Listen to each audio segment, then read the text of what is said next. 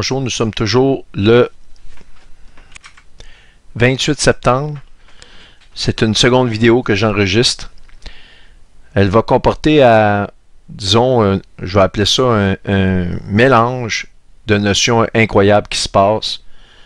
Et ça devrait être réellement la dernière vidéo. Et j'ai en tête, ma décision n'est pas encore prise, d'en produire une sur Nibiru PlanetX. Ce que je vous ai parlé des preuves empiriques. C'est un sujet extrêmement difficile à s'attaquer. Je pense que j'ai dans les mains ce qu'il faut. Mais malheureusement, ce n'est pas un sujet pour tout le monde. Mais je suis en réflexion à savoir si je vais la faire ou non. Donc voilà. On va aller rapidement dans iPetGoat 2, que la majorité d'entre vous avez vu. Mais il y a peut-être des petites notions qui nous ont soit échappé ou qui, à la lumière de tout ce qui se passe maintenant, peuvent nous donner des explications beaucoup plus éclairées qu'il en a été dans le passé. Alors, je me lance. Vous allez remarquer au début, S comme Satan, c'est lui qui tire les ficelles.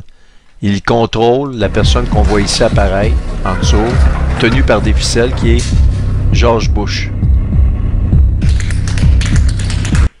La scène qu'on voit ici, c'est à l'école, c'est dans une école dont l'institutrice est ici.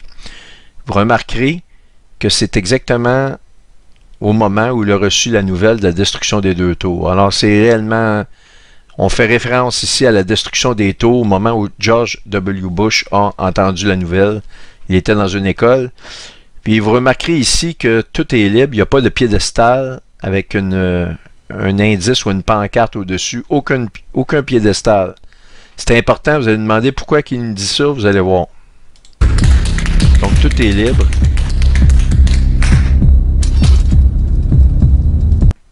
Ici, on voit un requin, on voit la côte est des États-Unis. Ici, c'est pas tellement clair, mais il y a un pointeau sur l'endroit où se retrouve New York. On voit ici la dépression du continent. Eh bien, on la retrouve. Vous voyez, New York, dépression, ce qu'on appelle Rhode Island ici. Et New York est là. C'est exactement ça. On pointe New York, un requin. Et je vais vous dire quelque chose. Le requin, un des sous-marins russes, pratiquement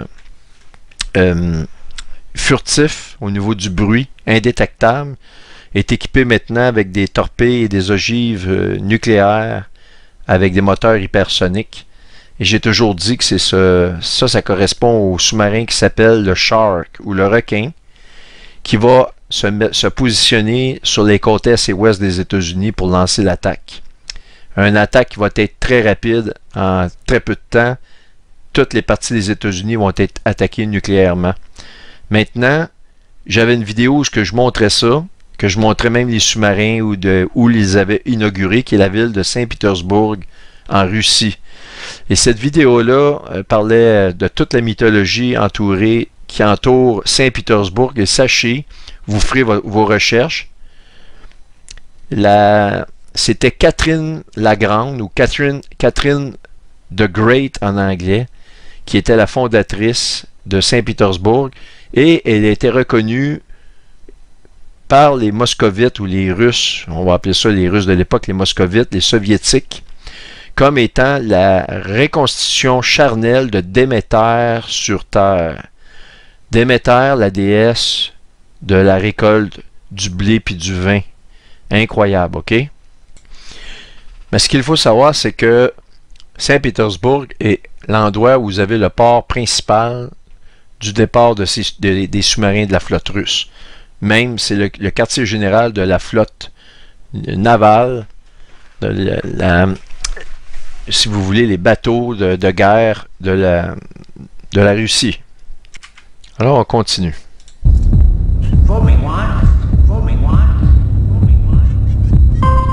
Là, il va dire « Shame on you », qui veut dire « honte à vous ». Ils viennent de le dire. Il va se transformer en Barack Obama. Vous voyez, il n'y a pas de piédestal. Tout est libre.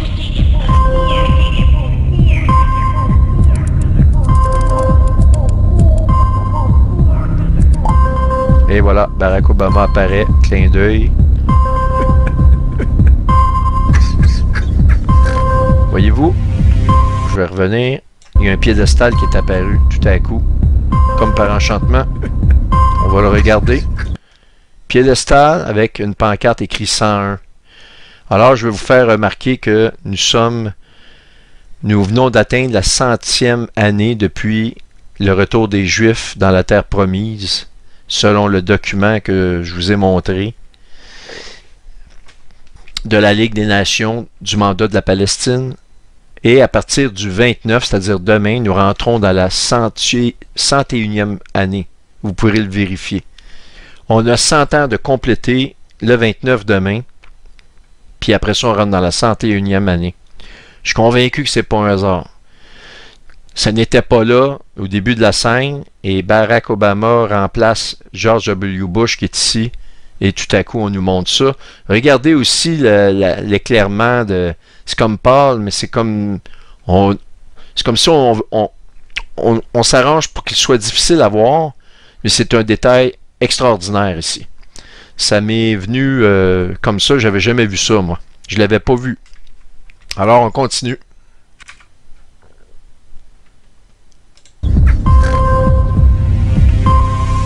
Elle tient, la jeune fille, une pomme. On n'a qu'à penser à Manhattan, Big Apple, la grosse pomme.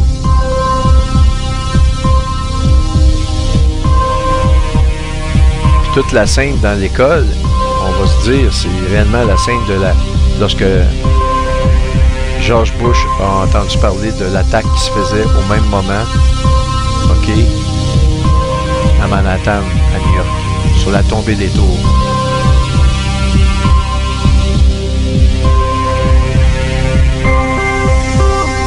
Et là, on nous montre une vue de l'extérieur, le drapeau américain qui vole, il est déchiqueté ici, et on nous confirme toute la scène, la tombée des tours qu'on voit ici.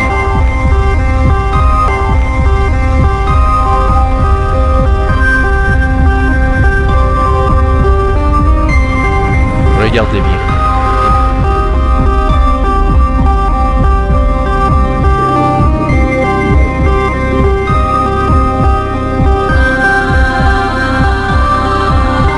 Ici, on revient un peu en arrière.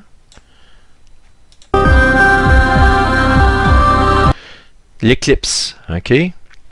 L'éclipse que vous voyez ici est clairement une éclipse annulaire parce qu'on voit que le cercle de la Lune est beaucoup plus petit que le Soleil et on le fait ressortir, c'est exagéré. En réalité, ça ne peut pas être autant que ça, mais ici, on veut le montrer que c'est une éclipse annulaire. Alors, on s'est toujours dit, quelle éclipse annulaire?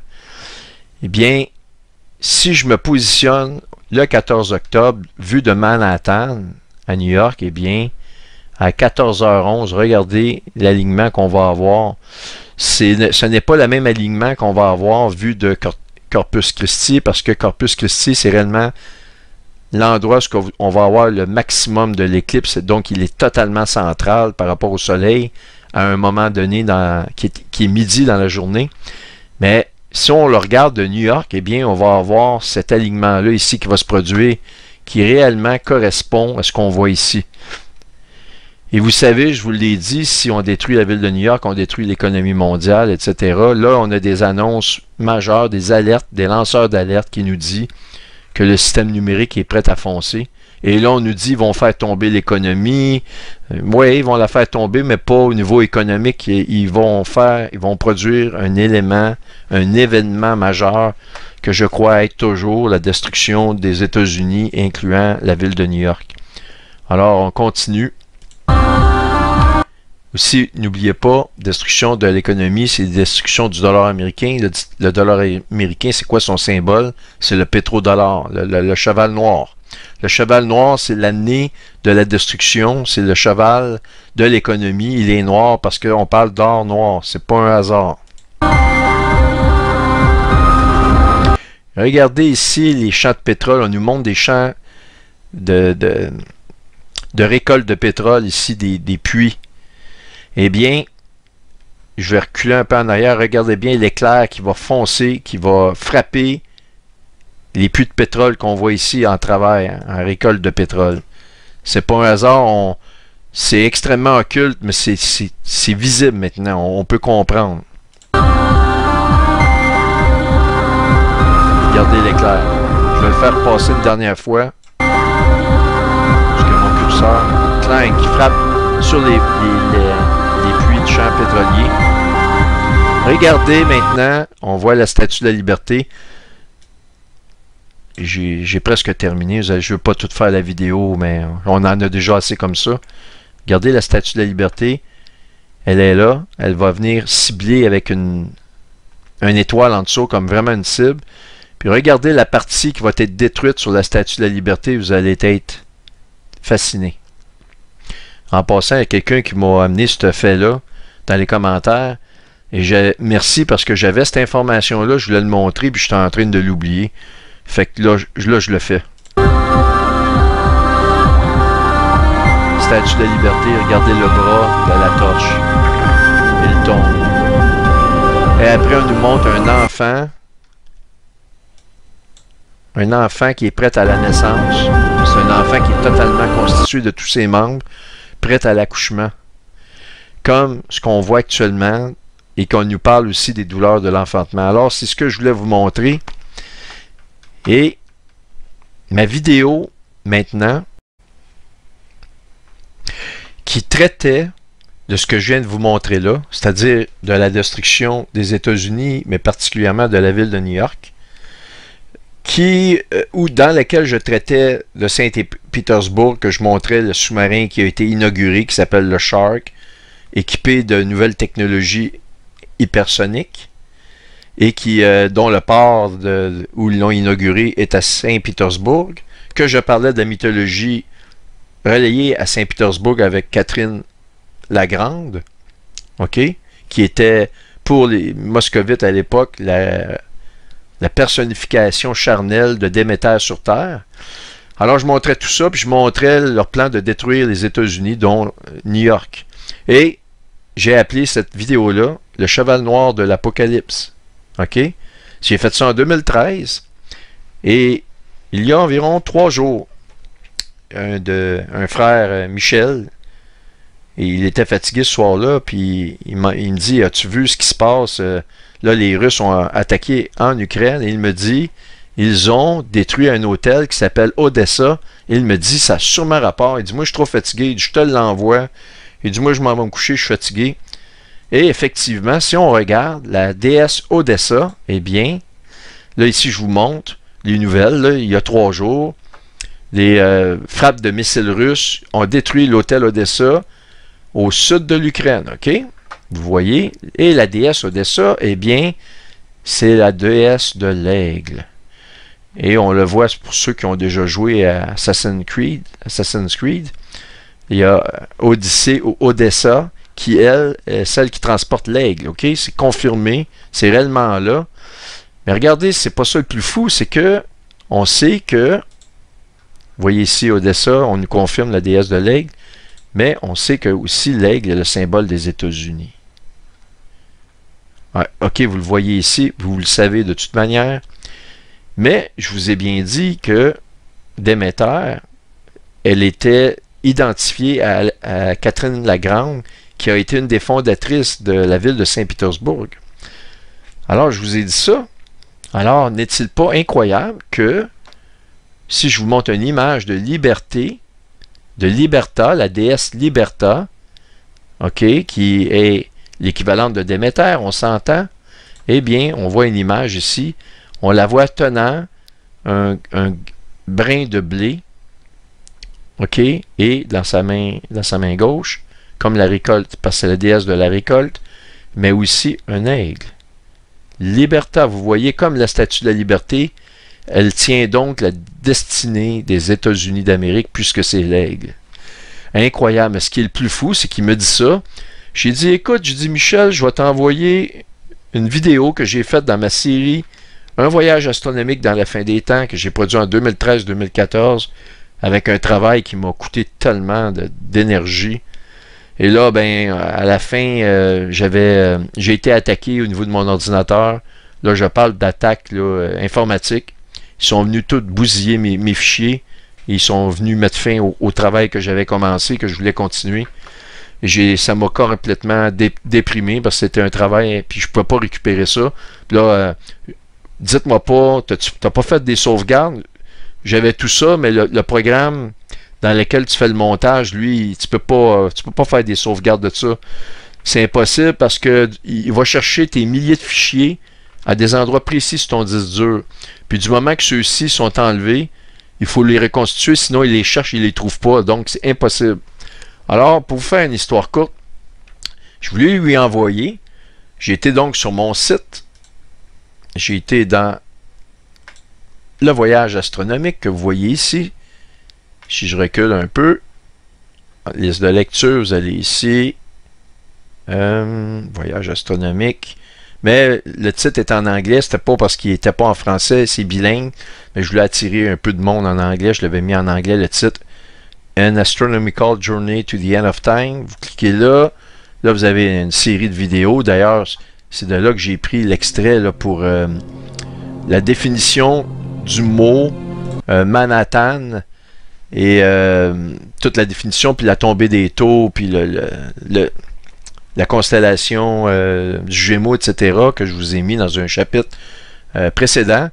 Et bref, le cheval noir de l'Apocalypse était l'épisode 27 sur 29. Et regardez bien, je l'ai vu, puis je suis arrivé pour y envoyer, puis j'ai dit non, il est trop fatigué, ça donne rien, ça dure environ 15 minutes. Parce que je voulais lui montrer qu'absolument, il avait bien raison de m'envoyer ça, que ça ne peut pas être un hasard. Et en dedans de 24 heures, mon épisode a été complètement retiré. Regardez, 25 de 29, 26 de 29, et on tombe à 28 de 29. Je vous le dis, il y a 24 heures, l'épisode se retrouvait intercalé ici, dont le titre était le cheval noir. Et là, je viens de vous montrer l'or noir qui est attaqué par des éclairs, destruction de Manhattan. Et ça parlait de la destruction de Manhattan et de tout ce que je viens de vous montrer, relié aux déesses Odessa. Et moi, je vous dis, les Russes ont attaqué, ont bombardé l'hôtel Odessa. Ils ont signifié aux États-Unis, vous êtes dans le collimateur, vous êtes les prochains. Moi, je vois pas d'autre chose que ça. C'est réellement important, je voulais vous montrer ça. Mais maintenant, en plus de voir l'éclipse de iPad Goat 2 qui correspond à vue de New York, comme je vous le montre ici, le 14 octobre qui vient, c'est absolument fascinant. Maintenant, on retourne très rapidement à Isaïe 30, lorsque je vous dis au verset 25, sur toute haute montagne, sur toute colline élevée, il y aura des ruisseaux, des courants d'eau au jour du grand carnage, à la chute des taux. Je vous ai dit que c'était un synonyme de Manhattan. Ça, je veux juste vous le dire, on le sait. Il y en a peut-être qui ont certains doutes. Je vais le dissiper complètement, ce doute-là, que c'est exactement ça que ça veut dire. Je vous fais remarquer que le soleil se tourne en nova immédiatement à la chute des taux, au jour du grand carnage. Est-ce qu'on peut considérer 2001, à la chute des deux taux à Manhattan, le jour du grand carnage? Oui, c'est un massacre, mais c'est pas le grand carnage comme ici on le sous-entend. C'est un travail qui reste à être complété. Ça, je vous l'ai déjà mentionné. Alors, Nova, donc, il faut que Nibiru soit visible à tous. C'est là que ça va se produire. Lorsque vous allez voir Nibiru, comptez pas grand temps que vous allez voir le soleil se tourner en Nova. Ceux qui cherchent à la voir, selon moi, vous allez être... vous devriez la voir assez rapidement. C'est ce que je pense. Maintenant, on va dissiper les doutes sur Manhattan ici. Sur toute haute montagne, sur toute colline élevée. Alors, on parle de haute montagne, on parle de sommet. Et toute colline élevée, donc on parle des collines les plus élevées, donc les sommets des collines, sommets des montagnes. Eh bien, comme je vous ai montré l'article qui date de plusieurs années, la montagne qui arrive à Manhattan, on nous le dit, eh bien, ici on a toujours l'Assemblée des Nations Unies et on appelle ça le sommet. Sommet 2023, le sommet 2024. Ils appellent ça un rassemblement de nations, ils appellent ça le sommet comme exactement le sommet d'une montagne ou d'une colline élevée. Et c'est à New York qu'a lieu le rassemblement des nations. D'abord, j'espère que ceux-là pas aime, mais vous aide à dissiper le doute dans votre esprit, qu'il s'agit effectivement, avec toutes les autres preuves que j'ai données, de Manhattan ici, et c'est réellement ça à laquelle le verset 25 fait référence. Maintenant, si vous me permettez d'aller dans Stellarium, comme vous vous rappelez, je suis à la journée de la fête des trompettes, la dernière journée, le 17. Je suis retourné là. Et vous vous rappelez United Nations, puis Child, qui est un petit peu vraiment à côté, qui viennent de naître. Donc, Nations Unies que je viens de vous montrer, qui est le sommet à Manhattan, dans laquelle Isaïe 30 nous fait absolument référence, eh bien, était accompagné d'un autre objet qui s'appelle Arequipa. Arequipa que vous voyez ici, vous voyez vraiment proche. Il y a Nations Unies est ici, Arequipa est là. Maintenant, on peut regarder le 23, curieusement, naissance d'Arequipa. Qu'est-ce que signifie Arequipa? On va aller voir ça. Eh bien, Arequipa signifie sommet. Ou une ville derrière un sommet. Imaginez-vous. On nous parle d'une ville derrière un sommet. Je vous montre New York, le sommet des Nations Unies. Summit. Summit. On peut pas imaginer ça dans notre tête, c'est trop. Et ça ici, c'est réellement un alignement astronomique incroyable. Ça nous fait penser aux mages qui ont vu des choses dans le ciel, une étoile briller, et ils ont su que Jésus était né. Et on sait qu'un des trois mages s'appelait Caspar, et nous avons un objet, Caspar, qui se retrouve exactement ici, dans ce même moment-là. Absolument faramineux. Mais ce qui est encore plus troublant, c'est ceci. Il y a un objet qui s'appelle Ukraina, comme Ukraine, qui se retrouve exactement là, près de Mars, le dieu de la guerre. Exactement encore dans les temps qu'on voit de la fête des trompettes. Ukraine, qui se retrouve exactement en conjonction avec l'étoile Spica, qui veut dire la récolte. OK? C'est vraiment fascinant. Et ce qui est encore plus fou, comme on sait que la guerre en Ukraine est alimentée par la tête de l'OTAN, qui est les États-Unis, ou l'aigle, eh bien, regardez ceci. Il y a un objet qui s'appelle America, immédiatement à côté de Ukraine, qui est ici. Incroyable. Mais on va aller faire un voyage dans Isaïe 50 et 51. Parce que ce que je vais vous montrer là défie tout entendement. Alors, ce n'est pas partout dans la Bible qu'on parle de la destruction de Babylone ou on prophétise sur Babylone qui fait référence aux États-Unis d'Amérique. Parce que, comme vous le savez, Babylone existait bien avant les États-Unis. C'était une région, un empire, et particulièrement une ville. OK? Et cette ville-là, aujourd'hui, il n'y a plus vraiment il n'y a pas de ville, il y a des vestiges de ce que fut jadis Babylone. On voit des vestiges de pierre, et la ville la plus proche est environ située à 200 km de là. Autrement, c'est très, très, très désertique. Et c'est une prophétie qu'elle va devenir un désert, et plus personne ne va y vivre. On le voit, c'est accompli, mais il y a une prophétie mystérieuse, une Babylone mystérieuse de la fin des temps qui n'a rien à voir. C'est-à-dire, c'est pas vrai que ça n'a rien à voir avec l'ancienne Babylone, c'est l'esprit de Babylone transporté, mais c'est la Babylone des derniers jours. Vous devez mettre dans votre tête d'oublier l'ancienne Babylone, là, parce que dans le livre de l'Apocalypse, vous êtes d'accord, on est dans les tribulations. On rentre dans les tribulations. Alors, on nous parle de la destruction d'une ville Babylone dans le chapitre 17-18. On n'est pas dans le temps là, de Babylone il y a des milliers d'années. Alors, réellement, et je vous le dis, j'ai 144 paramètres sur Babylone des derniers jours. Et sur les 144, il y a un seul pays qui se conforme, c'est les États-Unis d'Amérique.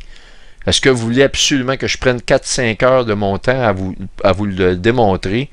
Vous pouvez soit me faire confiance, ou vous êtes peut-être déjà convaincus, puis ceux qui ne le sont pas, ben réfléchissez sur le fait que je vous dis que dans l'Apocalypse, on ne peut pas parler de l'ancienne Babylone.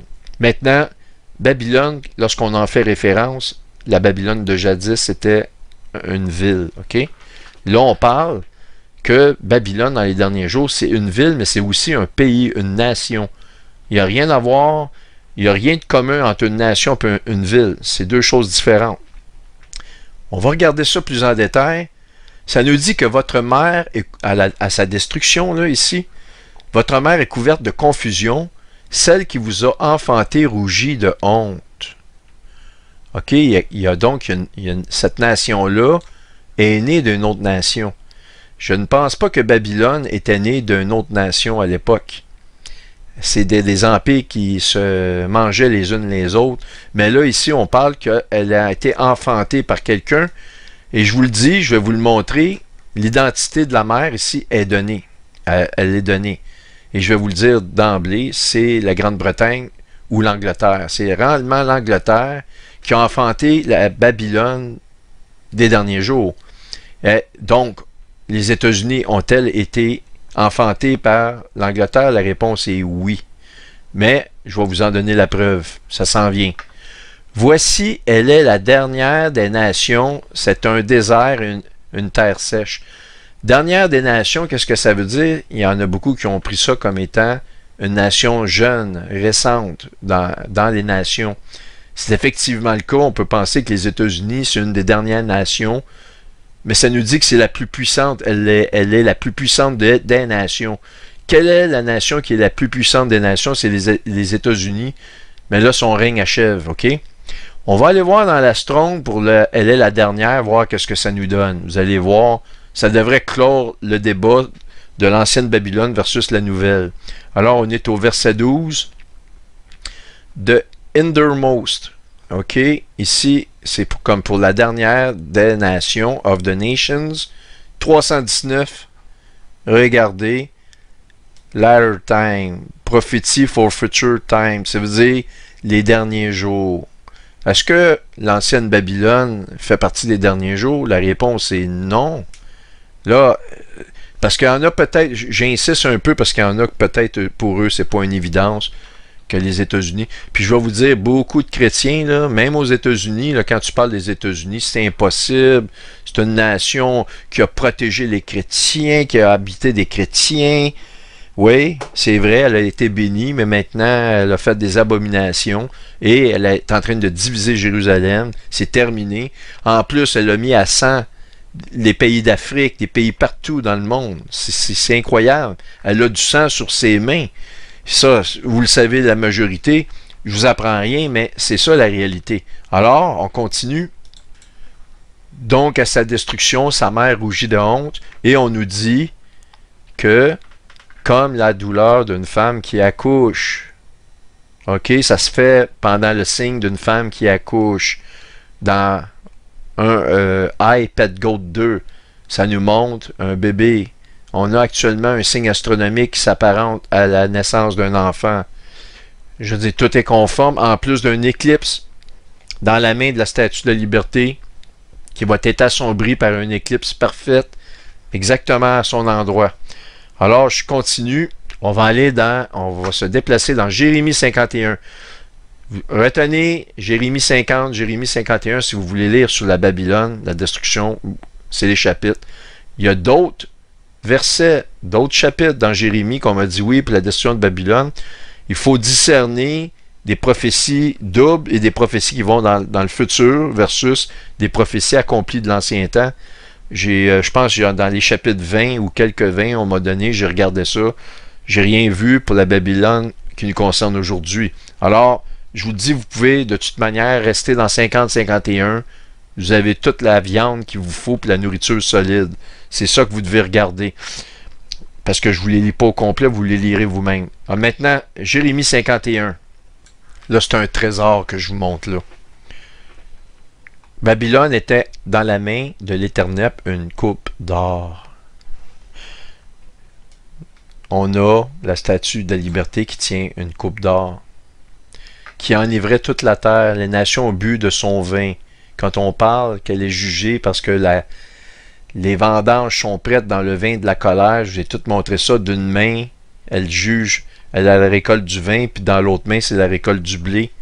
On va pas revenir, tout est là. C'est parce que là, je vous ai pas vraiment parlé de 51, Jérémie 50-51 puis sa destruction. C'est tellement conforme, on peut pas s'objecter à ça. Tout est écrit, tout revient, tout est conforme. Soudain, Babylone tombe, elle est brisée lorsque la colère pas la colère, mais lorsque les vendanges, les cuves de vin sont pleines. Nous avons voulu guérir Babylone, mais elle n'a pas été guérie. Curieusement, lorsque Trump a été en poste, il a proclamé Jérusalem capitale et il a fait fermer le consulat en Israël pour la Palestine.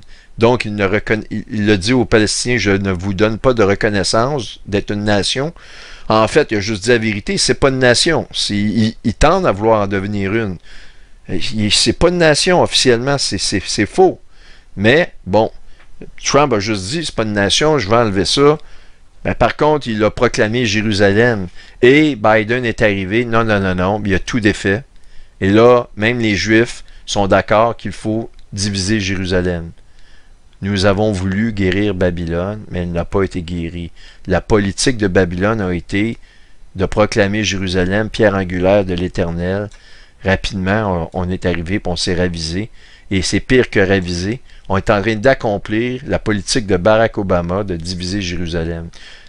Écoutez, on ne peut pas aller plus loin. Et regardez bien ce que je vais vous montrer. C'est hallucinant. À savoir, les eaux mugissent dans les cieux. Dans les cieux. Des eaux qui mugissent, qui se déplacent dans le ciel. Il fait monter les nuages des extrémités de la terre. Il produit les éclairs et la pluie. Il tire les vents et de ses trésors. Et là, ça nous parle d'une idole, des idoles, mais d'une idole en particulier. Moi, je pense que ça rapporte à la Statue de la Liberté, tout particulièrement. Car ces idoles ne sont qu'un mensonge, il n'y a point en elles de souffle. Elles sont une chose du néant, une œuvre de tromperie. Quand je vous dis la mystérieuse, il avait sur son front un mystère. Quand on regarde la belle liberté qui tient un petit aigle, puis après ça on regarde, mais c'est une prostituée. Après ça on regarde, c'est une déesse de la guerre. Après ça c'est une déesse qui récolte le bon grain livré. Puis après ça, attendez, il y a toute une histoire là-dedans. Là.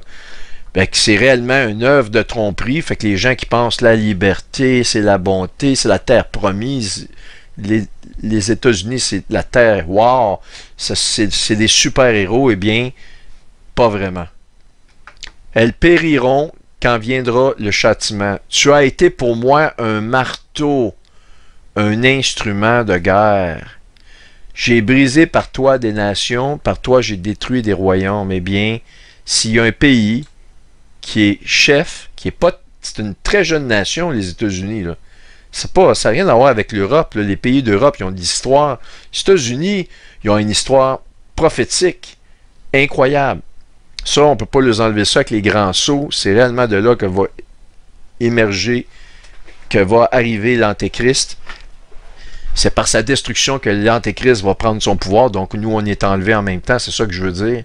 Mais donc, elle a brisé des nations. Mais le record pour renverser des nations, c'est Barack Obama, juste dans son mandat, il a renversé plusieurs nations, notamment au Moyen-Orient, et cela nous amène à la montée de l'Iran comme puissance, qui n'a plus maintenant, à part Israël, d'opposants pour la renverser. OK? C'est pour ça que l'Arabie Saoudite, actuellement, là, elle regarde ça, elle dit avant, on avait l'Irak. Non, l'Irak, c'est qui a renversé l'Irak? Babylone, avec Père Bush. Ça a commencé là. Après ça, il y a eu d'autres renversements. Par Barack Obama, la job s'est terminée. Maintenant, il y a un débalancement des pouvoirs au Moyen-Orient qui nous ouvre la porte aux prophéties des derniers jours. OK? Donc, elle a été un marteau. Je veux dire, ça prend une nation qui a de la puissance pour renverser des nations puis des royaumes. C'est les États-Unis. Là, je suis dans 50-51, je ne les avais pas vraiment montrés. Je vous ai montré Apocalypse 17, Apocalypse 18, ta lampe dans ta main ne brûlera plus, etc. Puis là, je vous dis que ces idoles, c'est particulièrement la statue de la liberté. En avez-vous un doute? Je vais le dissiper à 100%. Ça nous parle mystérieusement de la fille de Babylone. La fille de Babylone est comme un air dans le temps où on la foule. Mais qui est la fille de Babylone? Mais c'est Liberta, c'est le symbole, c'est la statue de la liberté. C'est la fille de Babylone. Vous ne trouverez pas une autre femme à Babylone. OK? Premièrement, il n'y a pas eu de présidente aux États-Unis. Ce sont tous des hommes. On a vu Mme Bush. J'ai pensé que ça pouvait signifier ça à un moment donné, mais elle n'est jamais venue au pouvoir. Elle n'aura pas le temps non plus de venir au pouvoir. Là, ça va aller trop vite.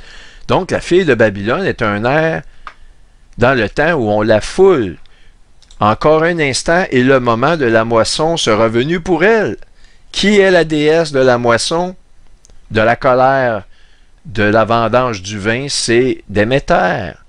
La même Déméter dans laquelle les sous-marins Shark qu'on voit vont décoller du port de Saint-Pétersbourg, dans laquelle la mythologie nous parle démarre de Catherine la Grande, Catherine the Great. Vous rentrerez ça, Saint-Pétersbourg, vous allez tout trouver. Puis rentrez, voir si elle a des connexions avec Déméter, eh bien vous allez trouver, elle en a. J'ai toutes ces informations-là, j'ai au moins une dizaine de pages bien détaillées, illustrées, qui démontrent ça, mais je veux pas faire des vidéos trop longues pour rien, mais on a absolument tout ici. Mais vous lirez le chapitre au complet, mais là où je veux vous amener un petit détail encore supplémentaire qui devrait vraiment vous fasciner, c'est à savoir les eaux mugissent dans les cieux. Nous savons que Babylone va être détruite en premier. On voit même dans Ézéchiel 38, les premiers versets, plusieurs l'ont manqué. Ézéchiel 38, c'est la Russie qui descend sur Israël. Mais les 5-6 premiers versets, ça nous parle de Babylone. En un éclair, la Russie va manger Babylone et s'attaque immédiatement à Israël, dans Ézéchiel 38-39. Alors, toutes ces guerres-là sont la même guerre, mais on va dire, mettons, Jérémie 50-51, c'est un chapitre de la guerre, une étape de la guerre. Après ça, c'est Israël, etc., Isaïe 17, puis c'est la même guerre, OK? Et donc, on nous parle, à savoir les eaux mugissent, et aussi on nous dit, je vais plus loin en bas, la mer est montée sur Babylone, Babylone a été couverte par la multitude de ses flots. Nous savons que la nouvelle technologie de torpilles dans lesquelles les sous-marins russes Sharks sont équipés notamment, possèdent des moteurs hypersoniques. Ils peuvent donc voyager sous l'eau à des vitesses inouïes et jamais imaginables par l'être humain. Et ils sont équipés d'ogives nucléaires permettant de créer des méga tsunamis radioactifs. Je vous ai montré le billet de 100 $ américains qui nous montre une vague qui va engloutir Manhattan. Ça, c'est Jonathan Clegg qui a découvert ça il y a des années. Mais je vous fais la note suivante que c'est le billet de 100 $. 100 $ comme les 100 années. On voit 101, c'est la destruction, comme on voit dans iPad Gold 2. Je vous montre encore rapidement ce 100 $-là déplié dans lequel on voit un missile tomber. Après ça, une explosion au large de Manhattan, puis une vague qui engloutit en 2-3 étapes. C'est incroyable. Regardez ceci. Alors, je vous le lance. Okay, you see all this ink right here that makes the unidirectional lines? There's darker ink in certain spots. You'll see it. Okay, these unidirectional lines is movement towards the subject, which is us. As I change the magnification, you're going to see all of this. All of this is going to turn to waves coming in from those nukes that went down. Il dit que tu vois un missile, un nuke qui tombe, une vague, puis ça vient nous engloutir dans la perspective qu'on est où vous êtes assis. L'eau va venir sur vous et engloutir les édifices que vous voyez ici. Fait que là, je vous résume ça, je vous laisse aller. And they're going to be destroying the city. Watch. Here it goes. There it is. See it?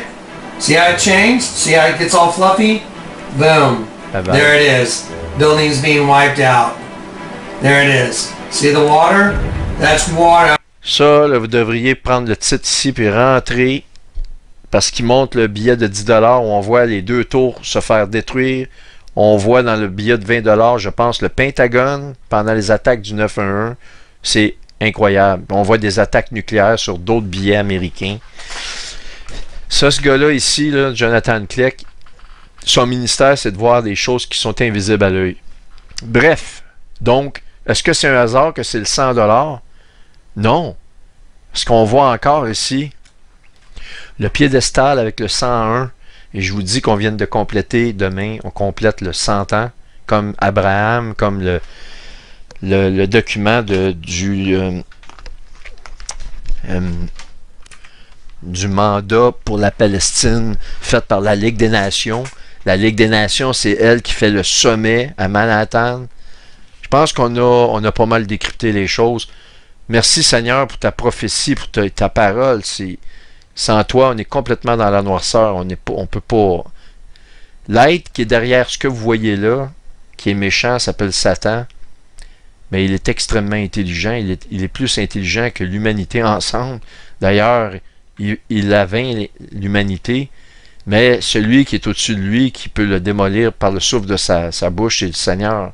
Lui, le Seigneur, il n'est pas très intelligent. Il est toute intelligence. Il est tout puissant, omniscient, il est omni dans tout ce qu'il fait. Donc, il n'est pas l'intelligence. Il l'a créé, l'intelligence. Alors, une chance qu'on a, en fait, c'est pas une chance, c'est une bénédiction d'avoir les prophéties telles que celle-ci. Maintenant, la mer est montée sur Babylone. Elle a été couverte par la multitude de ses flots. Ça, on est ici dans Jérémie 51, OK? Et l'identité de la mer de Babylone, eh bien, on la voit ici. Ils rugiront ensemble comme des lions. Ils pousseront des cris comme des lionceaux. Le lion, c'est l'Angleterre. OK? Et donc, ce n'est pas les États-Unis, mais elle est issue du lion. Donc, la bête, on nous dit, c'est un corps de lion avec des... À un moment donné, il y a des ailes d'aigle sur le lion dans le livre de Daniel.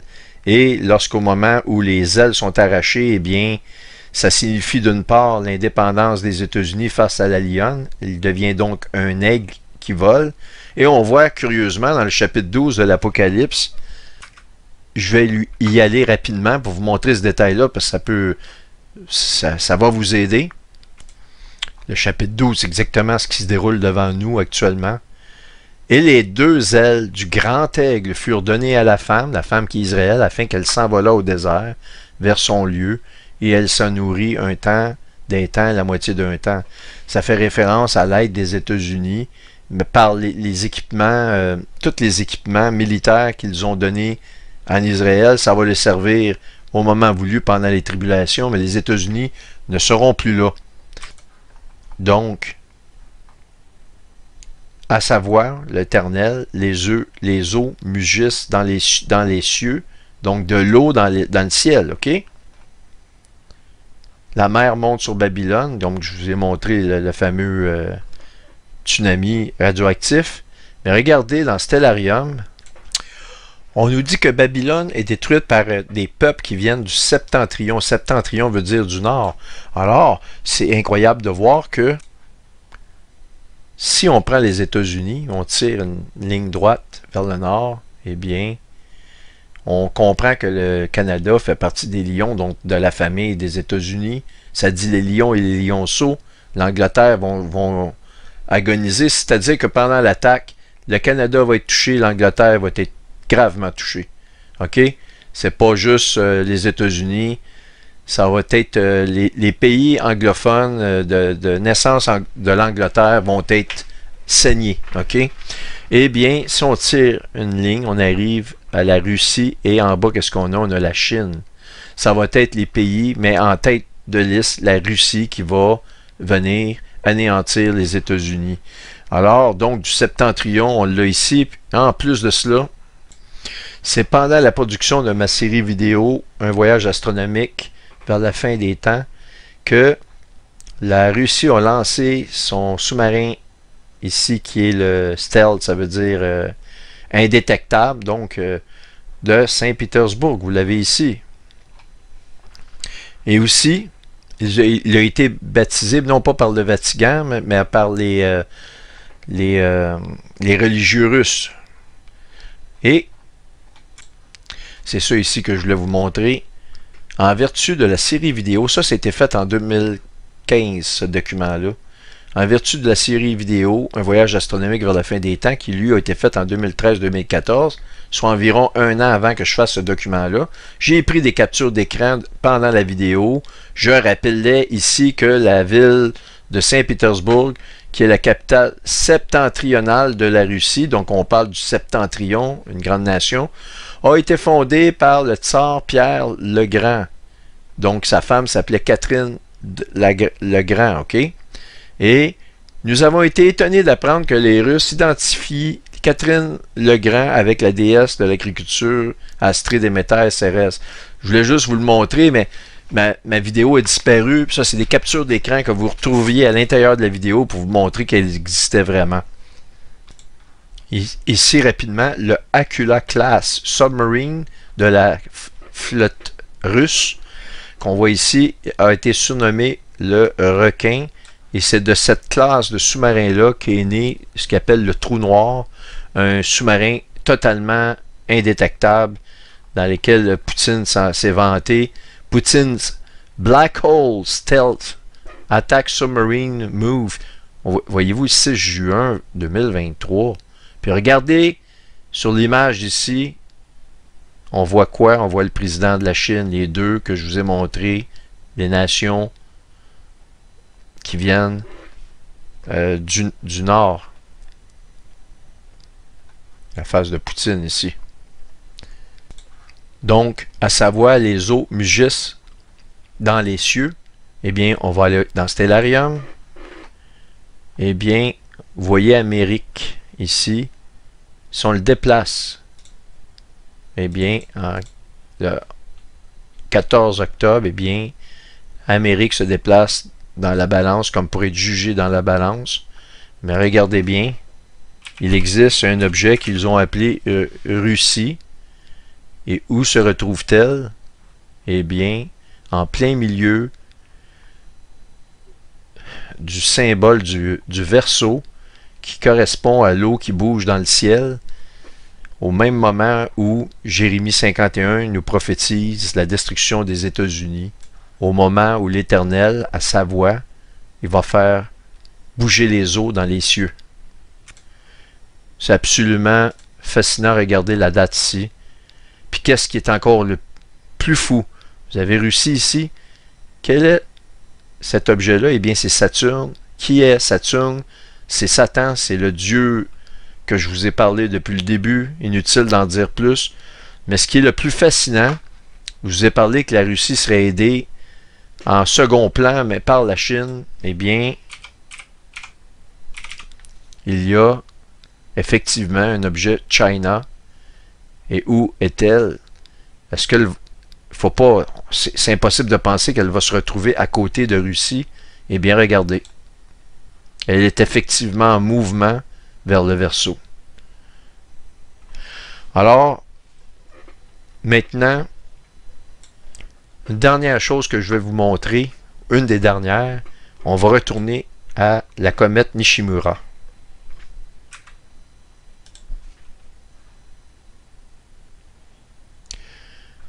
Bon. On l'a ici. On est à la fête des trompettes. On va avancer. Je vais la mettre au centre de l'attraction, comme on dit. Eh bien,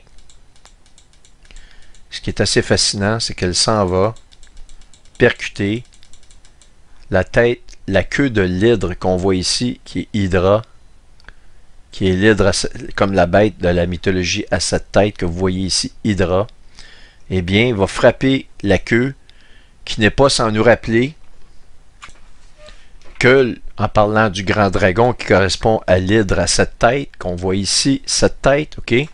Sa queue entraînait le tiers des étoiles du ciel et les jetait sur la terre.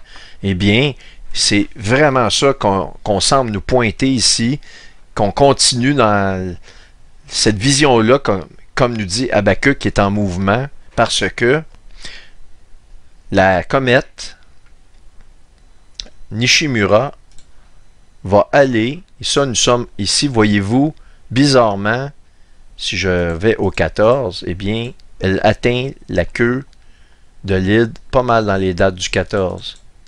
Incroyable. Parce que du moment qu'on rentre en tribulation, Satan est projeté sur terre, le grand dragon, ça nous le dit dans le chapitre 12, il est précipité sur terre avec ses armées, et la Bible nous dit que le tiers des anges ont été corrompus par lui dans le ciel. Donc, le tiers des étoiles du ciel, comme les étoiles qui tombent, comme les Fallen Stars, les Fallen Angels, les anges qui tombent, ils sont associés à des éléments astronomiques qui tombent, comme des météores ou des astéroïdes. Et donc, on voit le tiers des étoiles sont projetées sur Terre, et il y a eu une bataille avec Michael et ses anges, et c'est le Michael qui l'a. Le déçu, il n'y a plus de place qui fut trouvée pour les anges déchus et le dragon est précipité. Le diable, celui qu'on appelle Satan, celui qui séduit toute la terre, il fut précipité sur la terre, et ses anges, on le confirme, sont précipités, qui sont le tiers des étoiles du ciel ou des anges du ciel sur terre, ok? Eh bien, est-ce qu'astronomiquement, ça peut nous pointer à une date précise, c'est-à-dire la saison à l'intérieur d'une année, comme par exemple, est-ce que ça peut nous indiquer le mois dans lequel l'année de cet événement-là va arriver? Eh bien, vous allez voir la réponse si c'est oui ou un non. Regardez ce que je vais vous montrer là. Ce que vous voyez là, ici, c'est la vue du ciel, vue de Jérusalem. OK? Vous voyez la Vierge qui est ici et l'hydre. L'hydre, c'est la grande ligne, la tête de l'hydre ici. Toute cette ligne-là. Nous sommes en pleine nuit. Pour que la queue balaie le tiers des étoiles, il faut que la queue entraîne, évidemment, comme je viens de le dire, la tiers des étoiles. Mais pour que ça puisse être vrai, au niveau littéral, il faut que la queue entraîne des étoiles pendant la nuit, parce que de jour, on ne peut pas voir des étoiles. Alors ici, vous voyez, on voit les étoiles scintiller parce qu'il est minuit et 3, heure de Jérusalem, et j'ai mis pas loin de l'équinoxe de printemps, donc 6 mois, à proprement dit, avant aujourd'hui. Nous sommes le 28, mais ici j'ai mis le 29. Bon. Et si nous faisons défiler dans le temps, en faisant ceci, on observe la queue. La queue, ici, ne fait pas balayer, ne fait pas coucher le tiers des étoiles vers la Terre. En fait, si on recule en arrière, observons la queue de l'hydre qui est ici, eh bien, elle se lève avec des étoiles, mais elle les fait lever dans le ciel. On continue plus loin.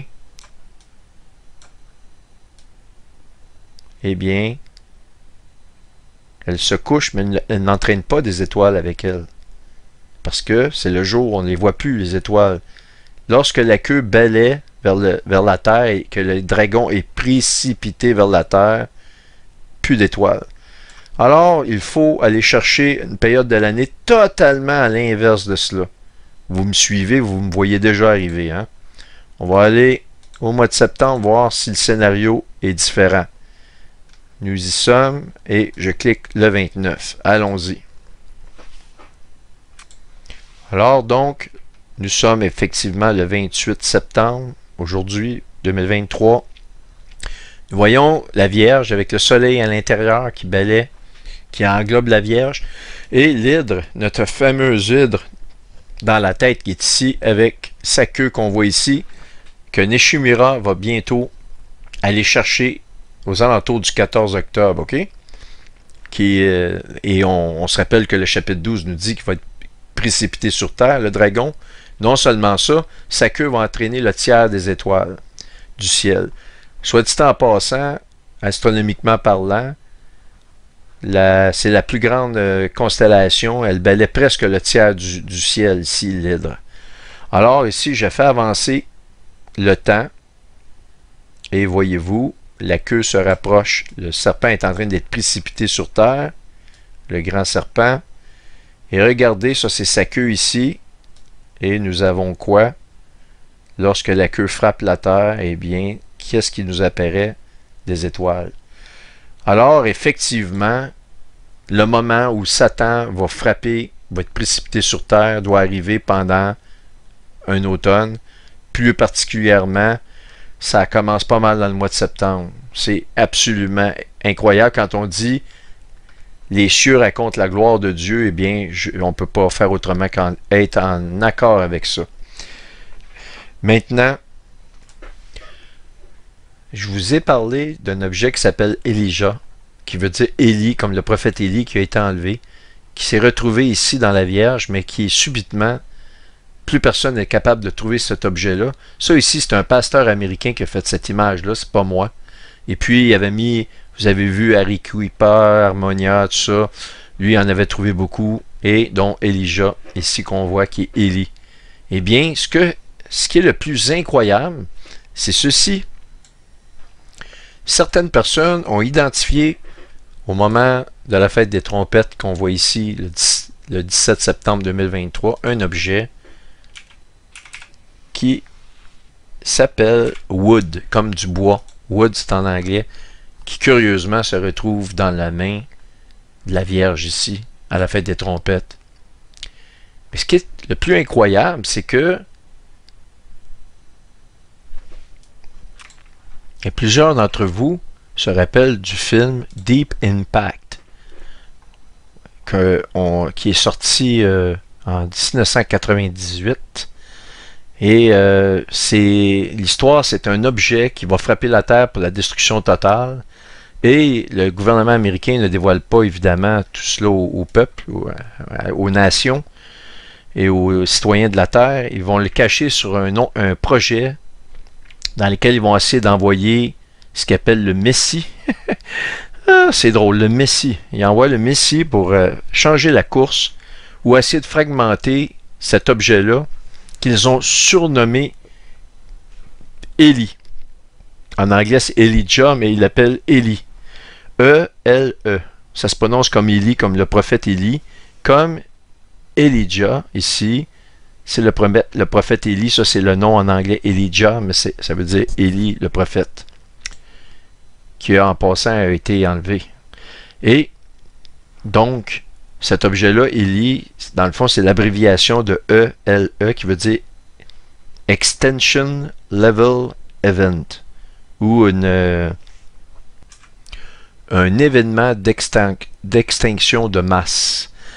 Et ce qui est le plus incroyable, et regardez, c'est ceci, là, je vais vous dire, voilà, je vous le montre, vous allez comprendre. Donc, j'ai juste rentré Elijah ici, dans le moteur de recherche Google. Quelle est la signification? Ça vous dit c'est un prophète, bon. Mais ici, Elijah Wood. On a Wood, puis on avait Élie, qui est dans l'environnement de la Vierge, ou qui était là, avec Wood. Vous êtes d'accord? Elijah Wood. Je me suis dit, hey, qu'est-ce que c'est que ça? C'est bizarre. J'ai cliqué là-dessus. Elijah Wood est un acteur américain. Mais ce n'est pas n'importe quel acteur américain. C'est lui qui était la vedette du film Deep Impact, qui nous parle d'un objet qui va bientôt frapper la Terre pour la destruction totale. Elijah Wood. On a Elijah Wood dans ce signe-là qui annonce l'Apocalypse. Il s'appelait dans le film Leo Biderman. Je vais vous le montrer ici. Leo Biderman. OK? Leo Biderman. On voyait ici. Et c'est lui qui était dans le film Deep Impact. Et c'est lui qui fait la découverte de la comète. Voyez-vous, Leo Biderman, Elijah Elijah Wood. Elijah Wood. Il vient de tweeter il y a 4 jours. Maintenant, c'est l'heure du SAG. Malheureusement, j'ai ici une traduction en français. Je ne sais pas pourquoi. Comme si mon Twitter, j'ai essayé de corriger. Je voulais l'avoir en anglais. Mais peu importe. Alors, on clique là. Mais il dit, maintenant, c'est l'heure du SAG. On reconnaît l'acteur ici. Il a vieilli depuis 1998, évidemment. Alors, SAG, en anglais, du français, la subsistance, comme subsister, comme essayer de résister à la destruction, subsister à l'anéantissement, puis l'affaissement, comme l'affaissement de toute chose. J'ai rentré SAG en anglais. C'est absolument incroyable. Et donc, quand on clique, je vois ça, maintenant c'est l'heure du SAG. Et il nous met des références au Seigneur des Anneaux. Le Seigneur des Anneaux, eh bien, de Two Towers, qui a joué dans les 2 tours. Là, je viens de vous montrer Manhattan, les 2 tours, la destruction que je pense qui s'en vient, le retour chez nous pour ceux qui croient dans le Seigneur, qui est notre arche, puis qui joue là-dedans, dans la personne de Frodon Sake, l'acteur principal de cette série-là, la tombée des 2 tours, de Two Towers, Elijah Wood, encore une fois.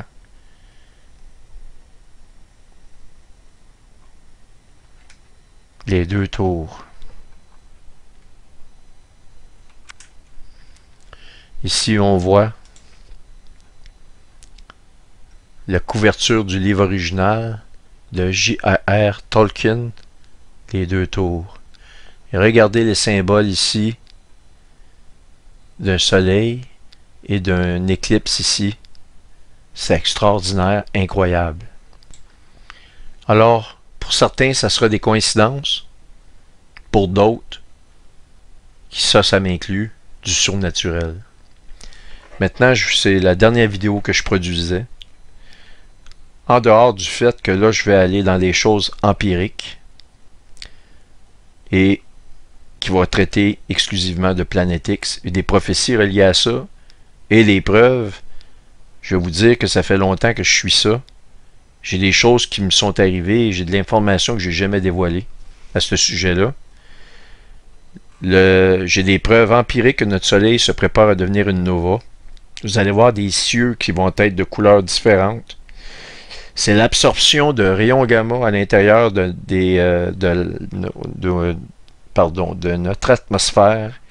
Et c'est une question de photons. Là. Je ne veux pas rentrer trop dans les détails, mais ça va... Parce que les rayons gamma, c'est invisible à l'œil. C'est dans des spectres électromagnétiques invisibles à l'œil. Mais lorsqu'ils frappent, ils sont absorbés en partie dans l'atmosphère. Et elles peuvent se dégrader en couleur rose, violacée, etc., etc. Évidemment, il y a des particules dans le ciel, il y a les couleurs des cieux, c'est plusieurs facteurs, mais ça, c'est un des facteurs importants. Et aussi, je vais vous montrer quelque chose avant de vous laisser, parce que si jamais, dans un cas, si j'ai pas le temps de faire la vidéo, au moins vous aurez eu une petite partie. Dans le cas où je vais avoir le temps, ben au moins ça va vous mettre en appétit. Mais je dois décider si je vais la faire ou pas, parce qu'il y a énormément de scepticisme d'une part, puis d'autre part, évidemment, en s'attaquant à un sujet de même, ça signifie ma mort, parce que, je veux dire, si ça se pointe pas le nez, bien évidemment, j'aurais parlé, je sais pas de quoi je parle, donc tout ce que j'ai dit jusqu'à date est à zéro, c'est comme ça que l'être humain pense. Mais c'est pas de ça que j'ai peur, mais je dois réellement réfléchir à savoir si je dois le faire. Vous pourrez vous prononcer, vous pourrez me dire ce que vous en pensez dans les commentaires. Toujours est-il que je vous montre cette chose-là avant de vous quitter. Alors, c'est drôle parce que cette nouvelle-là, je l'ai reçue début septembre. La journée, je pense qu'elle est sortie le mardi 5 septembre. Voyez-vous, 2023, tout arrive en même temps. Et j'ai reçu souvent des articles. Hey, tu vois, il parle de Nibiru. On m'envoie un article, là, ça dit qu'il parle d'une planète à des années-lumière de notre système solaire. Là, il dit oui, mais là, ils disent pas la vérité. Dans le fond, c'est proche. Oui, je suis d'accord, mais c'est pas réellement palpable. On peut pas dire que des autorités officielles ont déclaré qu'il y a une planète qui se déplace à l'intérieur de notre système solaire. On nous parle de la ceinture de Kepler. Cette ceinture-là se retrouve entre Mars et Jupiter, donc à l'intérieur de notre système solaire. Une planète de la dimension de la Terre. Alors, regardez, ça, c'est des scientifiques japonais, des professionnels, des astronomes professionnels qui se prononcent, qui tout à coup nous dévoilent. Je vais le lire ici, ok. Les astronomes ont trouvé des preuves probables de l'existence d'une planète semblable à la Terre dans le système solaire qui pourrait tourner autour du Soleil sur une orbite au-delà de Neptune. Au-delà de Neptune, mais quand même à l'intérieur de notre système solaire.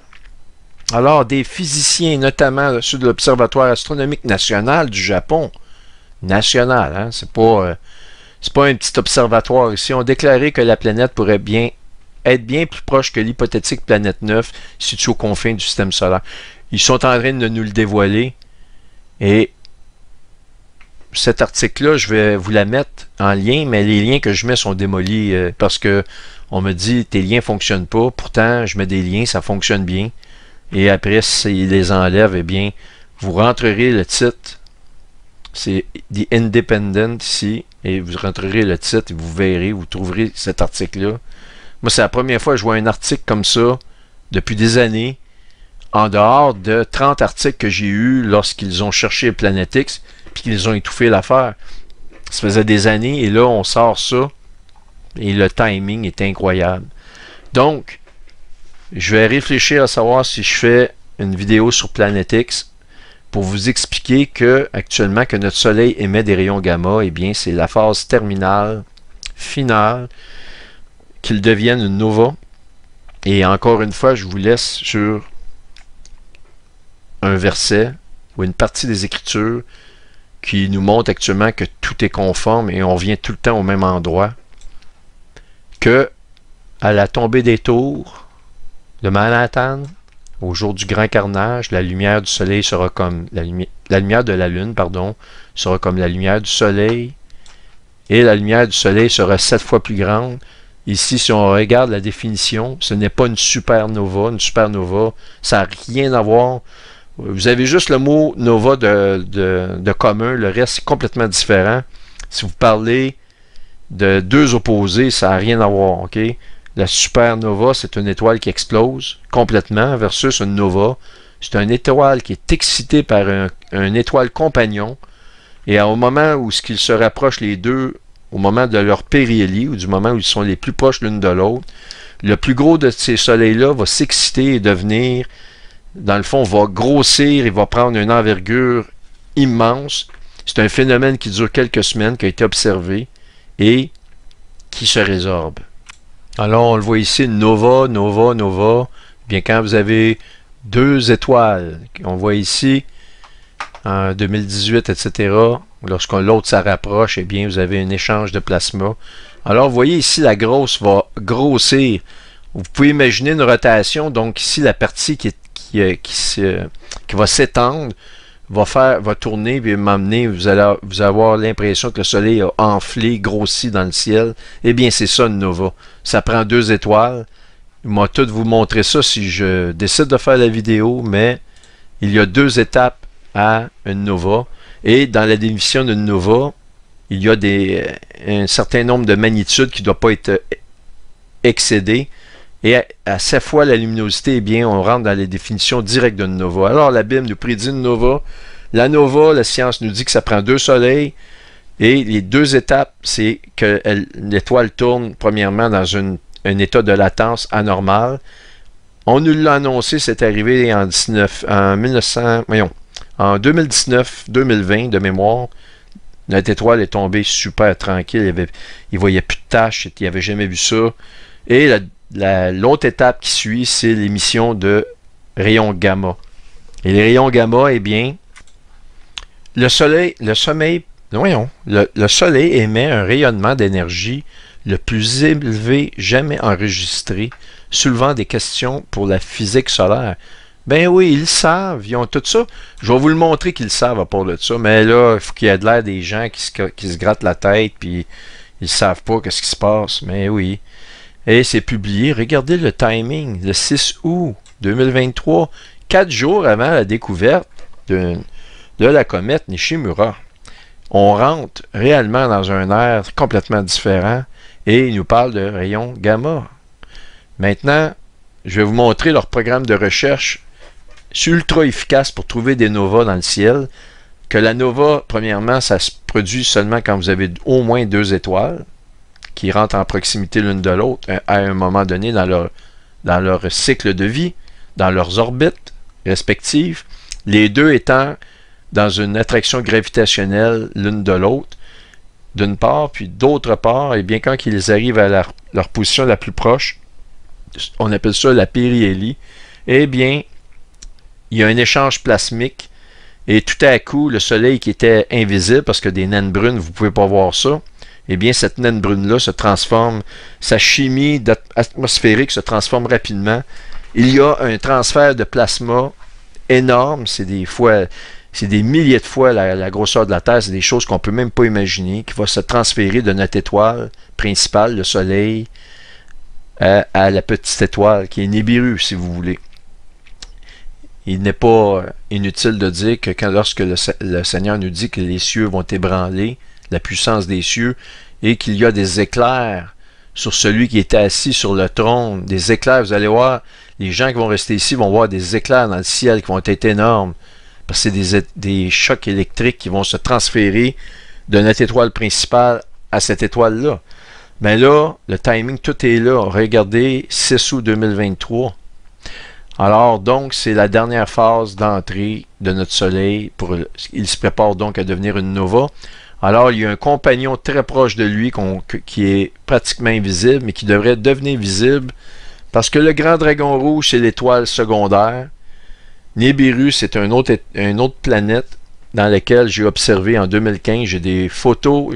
On a fait ensemble, moi et Yann, des time-lapse, ça veut dire on a pris des photos de cet objet-là avec des intervalles de 10 minutes, 15 minutes, et on est capable de faire un film dans lequel on démontre que ce n'est pas un nuage, que c'est réellement un objet qui correspond au disque ailé des Égyptiens, de l'Égypte ancienne, qu'on voit sur des hiéroglyphes, et que cet objet-là a été vu par plusieurs personnes. J'ai des dizaines et des dizaines de photos incroyables, et dont des astronomes amateurs qui sont très éveillés et qui ont dit c'est un objet céleste. Bon, je ne suis pas le seul, mais la première fois que j'en ai entendu parler, c'est moi en 2015. Alors, je vous laisse là-dessus. Soyez bénis, puis préparez-vous. Comme je vous dis, si vous avez des choses à faire, faites-les.